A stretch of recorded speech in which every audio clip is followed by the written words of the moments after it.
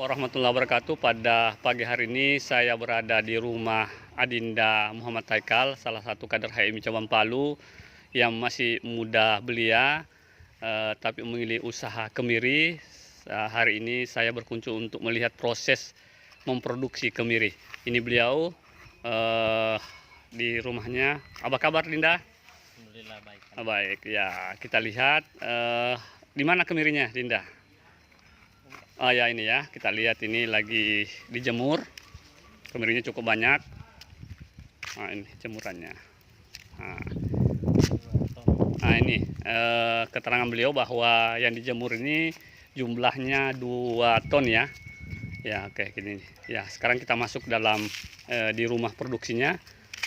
Ya kita lihat ini di dalam karung. Ini baru datang ya dari kebun ya. Kangkang ini Kak. Oh kangkang. Ah ini. Kalau yang ini? Oh kangkang. Nah ini. Ya. Ini dalam jumlah karung yang banyak. Sekarang kita masuk dalam rumah. Kita lihat rumahnya cukup sederhana untuk memproduksi, mengelola kemirinya. Ya kita lihat. Ini dalam rumahnya, menjadikan rumahnya untuk pengolahan. Nah. Ini Dinda, saya lihat ini ada mesin ini mesin apa ini? Mesin pakai untuk bagiling. Bagiling ya. Oh, berarti cara produksinya? Setelah penjemuran itu Ya. diisi di keranjang. Ya. Ini keranjangnya. Kemudian diisi di kulkas, di freezer. Di freezer ya? Ya. Di freezer selama kurang lebih 8 sampai 10 jam. 10 jam ya. Setelah itu setelah dingin baru dipecah ya. Ini mesin produksinya ini dipesan di mana ya? Kemarin ini dipesan dibuat oleh teman. Teman ya. Ya. Mungkin harganya mahal juga ya? Ya lumayan. Lumayan ya. Oke ya, kita lihat.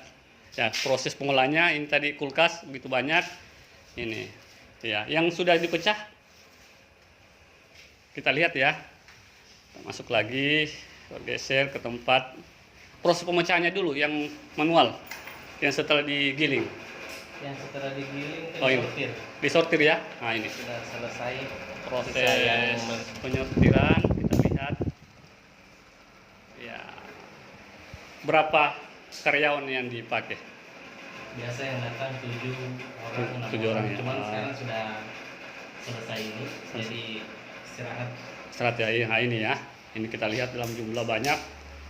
Nah ini, jadi yang butuh kemiri bisa memesan, tepatnya di Kota Palu, ibu kota Provinsi Sulawesi Tengah. Nah ini yang pecah dua, disortir ya, biasa. Sekarang Dinda mungkin butuh saya sedikit melakukan diskusi karena masih muda. Ya, ada proses, kenapa sampai Adinda hari ini tertarik memilih rempah kemiri asal mulanya sehingga melakoni atau menggeluti bisnis kemiri. Mungkin ada ceritanya ya, sehingga menjadi tertarik. Karena biasanya mahasiswa itu ya hanya kerjanya kuliah, kampus, rumah, berorganisasi, kemudian biasanya aktif, demonstrasi atau aksi, atau misalnya melakukan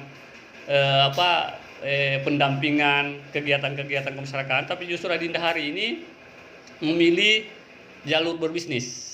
Ya, mungkin ada proses ceritanya ya. Sebenarnya selain daripada ini bisnis, ini juga karena saya masih kehutanan. Oh iya. Jadi ada salah satu mata kuliah itu mata kuliah hasil hutan non kayu. Iya. Dan kemiri ini saya anggap bahwa bagian daripada hasil hutan non kayu yang kemudian sebagai rempah-rempah atau komoditi yang banyak di Sulawesi Tengah, khususnya di Kota Palu, di sekitaran Kota Palu. Tapi proses perjalanannya itu memang informasi dari banyak orang sebenarnya. Iya.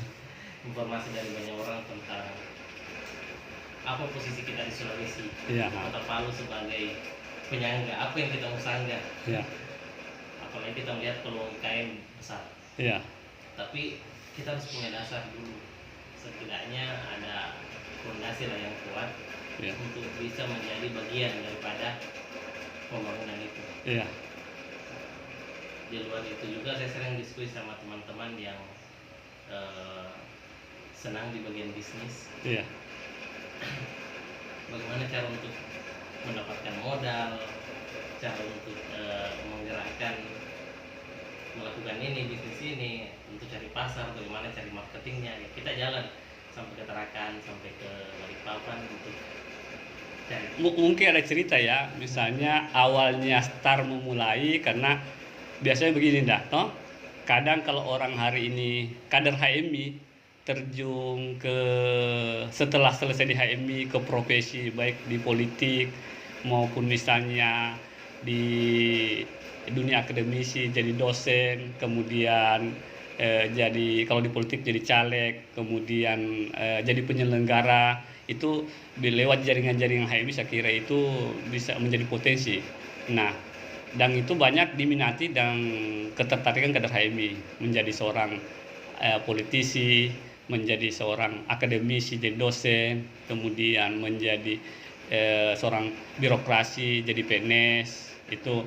Nah, kader HMI hari ini banyak yang kurang meminati untuk jadi entrepreneurship, jadi pengusaha, berbisnis. Tapi kok Adinda memilih jalan ini masih sementara kuliah, kemudian melakukan ini, pasti ada cerita-cerita awal mulanya, di mana awal mulanya sehingga apa yang dilakukan sehingga kok sudah melakukan ini. Ada pasti ada cerita-cerita dan teman-temannya kumpul apa semua. Kemarin itu waktu masih mahasiswa jualan minuman kayaknya. Minuman? Masih pengurus cabang. Iya, iya. Pengurus cabang jual minuman. Karena sempat kemarin dia datang. Oh ya, datang itu ya di depan ruko itu ya. Di depan ruko apotik. Itu rukonya dulu itu dipinjamkan itu tempat atau senior punya atau gimana? Punyanya siapa ya, ketum cabang ini, ketum cabang yang punya itu ya, Tempat itu? punya tempat yang fasilitasi untuk tempat itu. Tempat itu ya. Persiapkan Tempat sama itu. kemarin. Jadi di situ juga buka usaha, di situ juga bersekretariat atau tempat nongkrong atau gimana? Ya, karena kondisi kemarin makanya kita bergeraknya secara administrasi di situ. Di situ ya. Tempat rapat segala macam aktivitas HMI di cabang Palu di Iya. situ sampai kemudian pindah ke ini, mendata lama. Betul, karena saya sempat datang situ ngopi, ngumpul teman-teman, sering diskusi apa semua, ya kan? Saya ingat sekali tuh. Nah, setelah itu apakah usaha itu berlanjut atau misalnya ada usaha lain atau gimana selanjutannya? Itu jalan kurang lebih hampir 1 tahun, berhenti karena penyelesaian studi. Iya. Penyelesaian studi, kemudian itu tidak jalan lagi minuman. Iya. Nah, tidak jalan minuman, akhirnya berpikir lagi apa yang harus digerakkan. Iya. Apalagi kita sebagai mahasiswa yang tanah rantau, Iya. tentu secara organisasi kita sudah punya kematangan sedikit, Iya. Iya. tapi kemandirian kita untuk hidup, Iya. bertahan hidup di tanah orang itu kadang kurang. Iya. Nah, sehingga saya memulai itu, bisnis itu jalan sampai ke ini, selesai jual minuman itu mau buat supplier bubuk minuman. Iya. Supplier bubuk. Karena sudah banyak penjual minuman pada waktu itu tahun 2020, Iya. Iya. 2021 kalau tidak salah. Iya. Nah, cuman tidak berjalan lama juga karena kesibukan di luar, akhirnya berhenti lagi. Berhenti sampai dapat ini rempah-rempah komoditi kemiri. Prosesnya yang harus itu. Proses kenapa memilih kemiri? Yang pertama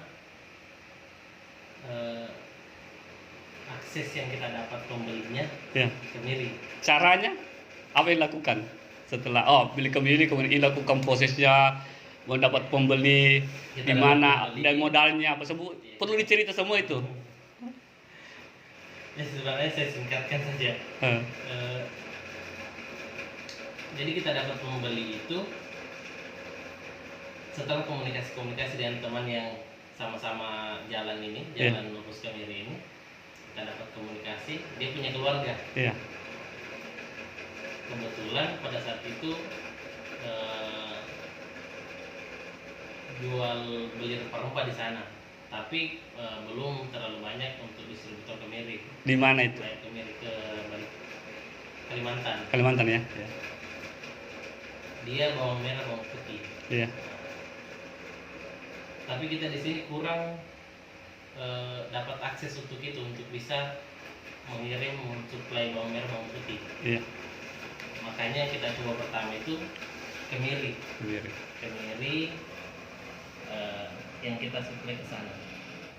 Nah, jalan 1 bulan 2 bulan itu kita masih beli. Kita beli bahan baku, kita packing. Belinya di mana? Belinya di Palolo. Palolo. Itu Terus sudah kupas. sudah dikupas dibeli ini ya. Sudah kupas yang dibeli. Kemudian Jadi kita belum mengolah, belum Belum. ada kepikiran untuk mengolah. ya beli saja. Kita beli dengan selisih harga. Iya. Dengan selisih harga itu yang kita jualkan. Potongannya kan biasa potongan paling sewa mobil dengan biaya pengiriman. Sudah selisihnya itu yang kita Kirim ke kirim ke Kalimantan. Kalimantan, Ada ya. Tarakan kemarin sempat ke Balikpapan. untuk mendapatkan pembeli misalnya di Kalimantan Tarakan, apakah itu lewat hanya perantara atau sempat ke Tarakan atau ke Balikpapan? Kalau ke Tarakan sempat. Sempat ya. Iya.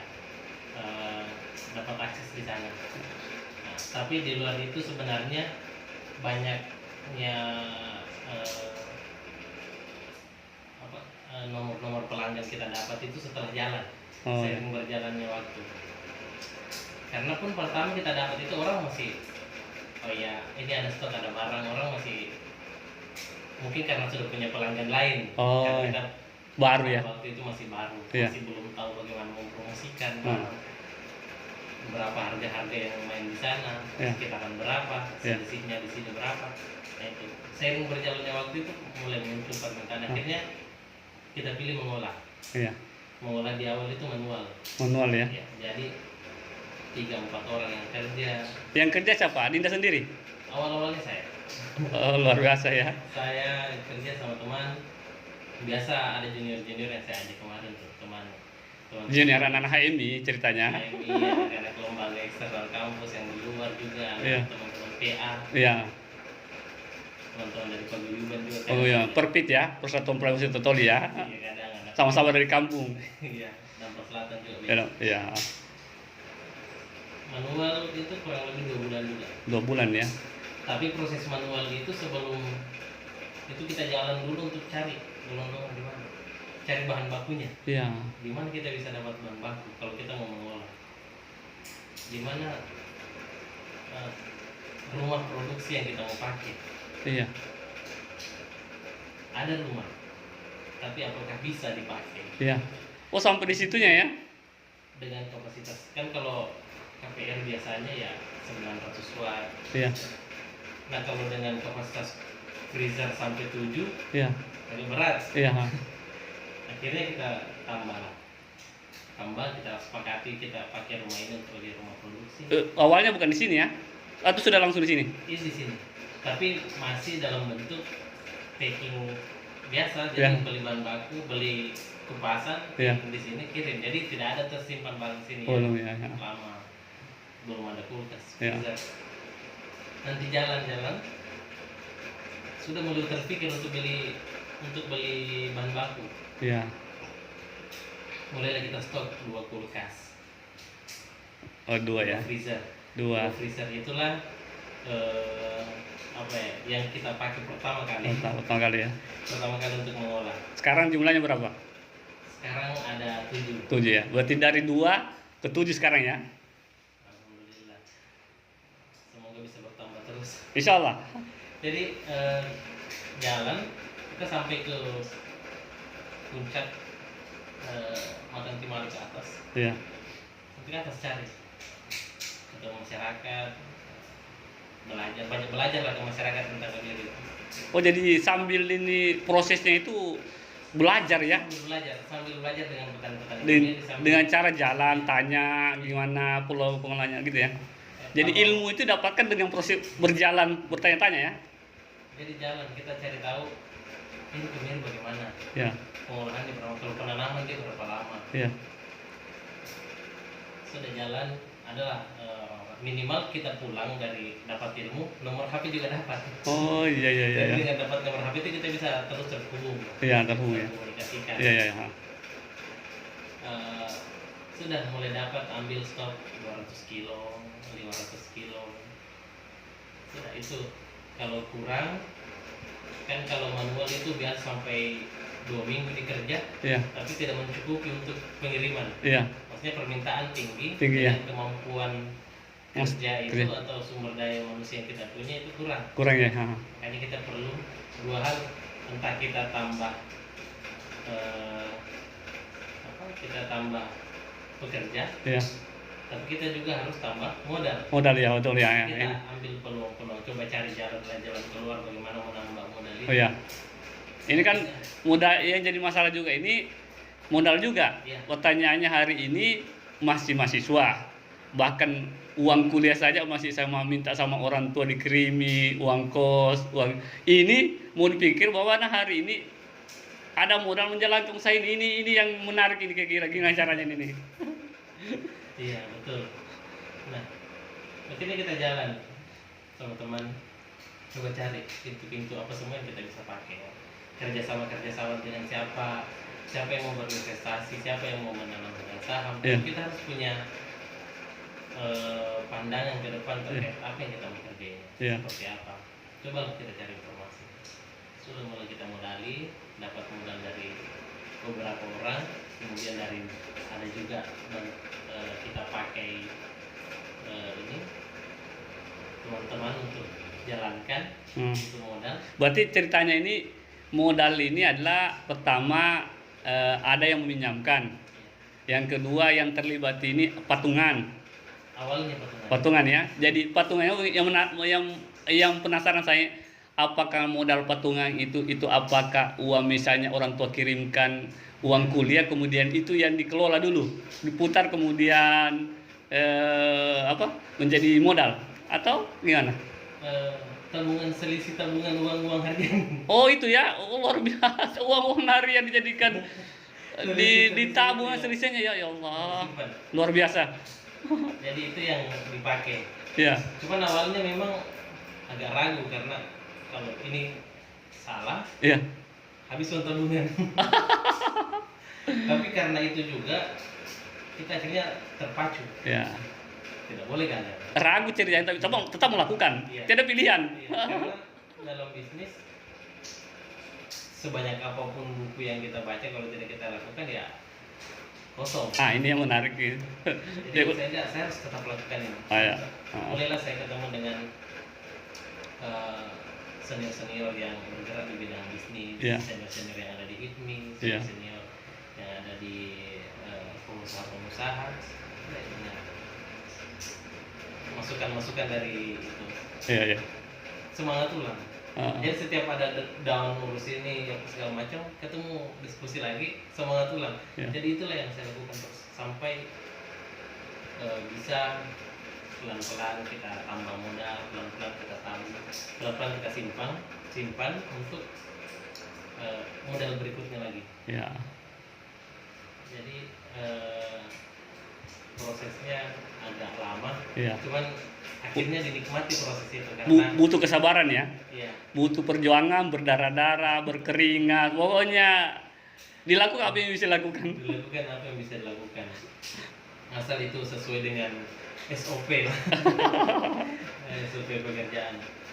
Sampai sudah mulai mengolah manual, kita beranikan diri untuk ambil mesin pengolah, Oh, mesin pengolah. pemecah. Pesan sama teman dibuatkan. Iya, Nah, pesan mesin tambah kulkas, tambah freezer. freezer ya. Ya, jadi kita tambah freezer. bertambah lagi modalnya ini. Tambah lagi saya modalnya. saya curiga yang sampai dengan bertambahnya modalnya selisih uang itu kiriman itu disisipkan, bahkan bisa saja barangkali ya mengurangi jatah makannya atau enggak sampai begitu ya. Kalau merokok mengurangi, tidak merokok lagi itu. Kalau untuk sekarang sudah berhenti merokok. Jadi bukan karena faktor ini, karena bukan uang kiriman ya. Tapi Ini memang karena kondisi yang mengharuskan. iya. Ini anak dari kampung ini, toh merantau tujuannya kuliah tapi terpikir untuk membuka bisnis. Ini tidak gampang ini. Ini ilmu besar ini bagi para aktivis kader HMI dan aktivis mahasiswa lainnya. Makanya saya melakukan wawancara live langsung ini.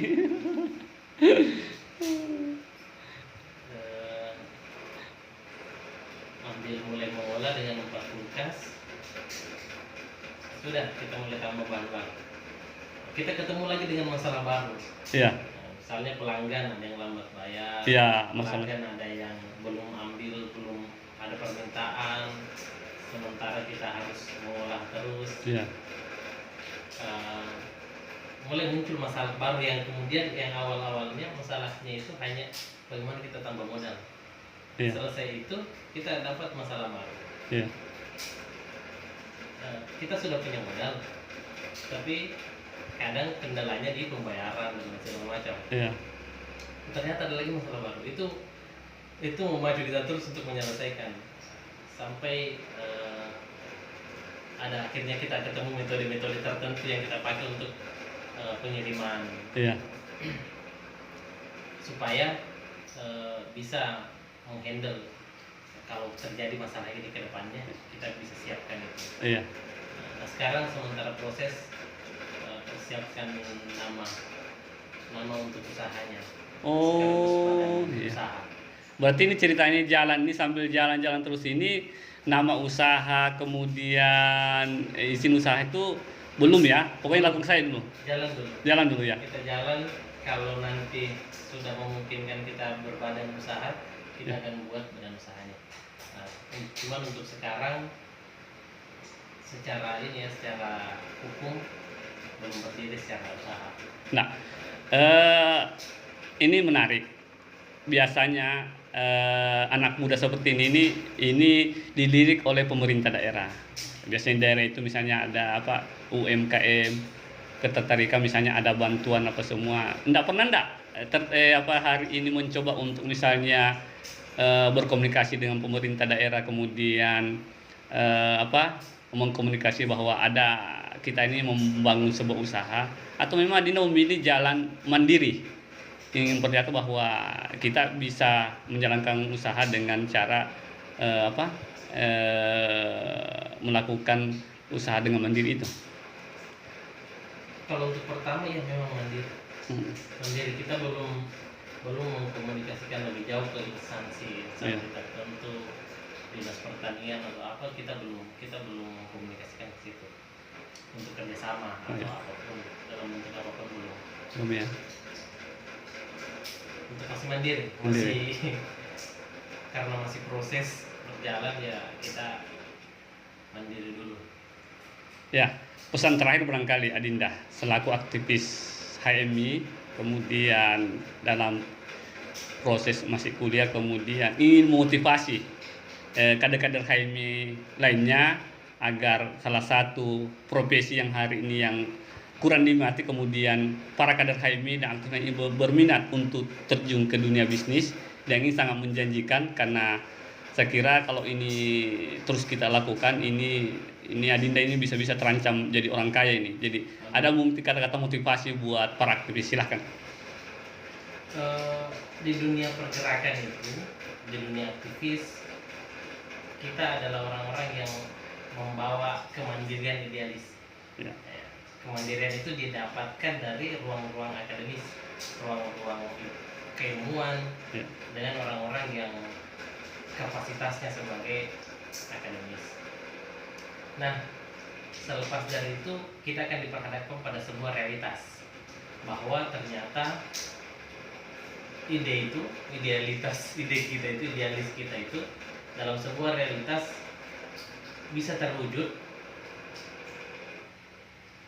kalau diri kita yang mau memulai, kalau diri kita yang bersikap secara idealis. Nah, bagaimana membentuk itu ya, kita harus mandiri dulu secara kepribadian, kita harus mandiri dulu secara finansial, kita harus mandiri dulu secara kebutuhan. Agar apa? Agar hal-hal yang bisa membeli idealis kita sebagai orang-orang di pergerakan itu bisa diminimalisir dan dihentikan. Karena saya kira itu problem kita. Kemudian yang kedua, sebagai orang yang merantau di negeri orang, tentu problem ekonomi itu adalah hal yang sehari-hari kita dapat. Mulai dari makan bagaimana, kemudian bayar uang kuliah dan lain-lain hal. Itu adalah problem yang tiap hari kita terdewasakan karena itu. Nah, tapi apakah kita akan begitu terus? Tentu tidak. Ada banyak pilihan yang kita bisa kerja. Apakah kita ingin menjadi entrepreneur? Apakah kita ingin menjadi pegawai di salah satu instansi? Bisa juga. Apakah kita bisa mau ikut di ruang-ruang apapun, kita bisa. Tapi kenapa saya memilih bisnis ini? Karena dengan ini saya melatih diri saya untuk mandiri. Saya melatih diri saya untuk tegas terhadap ini saya, seperti ini cara saya untuk membawa diri saya ke arah ini. Mungkin pesan-pesan terakhirnya ya, kalau ingin berbisnis, lakukan dulu. Lakukan ya. Lakukan dulu. Nanti pintu-pintu itu akan terbuka. Ya, luar biasa.